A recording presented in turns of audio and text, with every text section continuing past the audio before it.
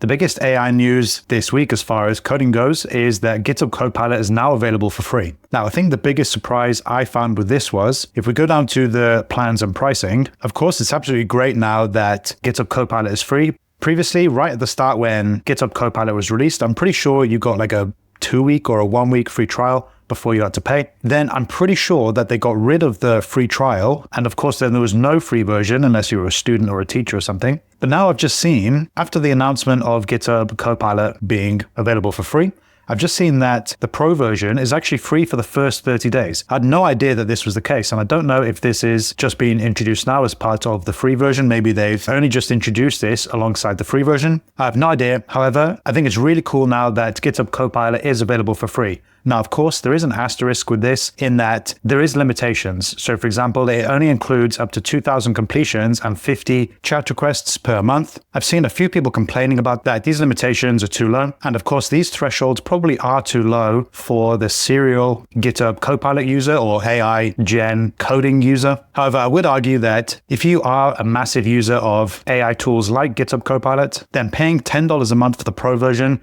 with unlimited completions and chat requests, etc., is probably a small price to pay. I certainly think it's a very small price to pay, considering the amount of time it saves me. With that said, if we scroll down, we can see the comparison of features table. I'm not going to go into this. I do want to mention, though, that if you are one of these people who don't really particularly want to pay for these AI tools, and you think that the limitations on the free version of GitHub Copilot are too low, then I highly recommend you check out Codium. Now, it's important to know this is Codium with an E. There is another tool called Codium without an E. So it's important to know that this is Codium with an E. However, they do have a free version for Codium, and it's very, very similar, this Codium plugin for VS Code.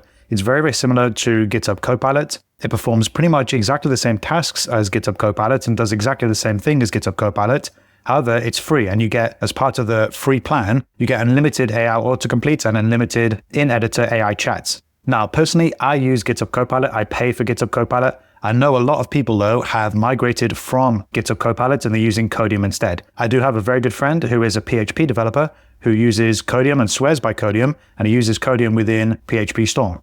Now, if you're a React developer, of course, you would have heard about Vercel v0, where we can generate components or React components with Shadcn UI as the sort of base styling with Tailwind and things like that. And to be honest, GitHub Copilot coupled with Vercel v0 are pretty much the only AI tools, the only AI code gen tools that I actually use. I don't use any other tools. I simply pay for GitHub Copilot. I pay $10 a month for that. And every now and then I will use Vercel v0 if I can't be bothered to create a UI from scratch. With that said, if you don't want to pay for any AI tools, I highly recommend you check out Codium. And I want to mention as well before I end this video, this isn't a sponsored post for Codium or even for GitHub Copilot. These are just the tools that I'm familiar with and really complement my workflow.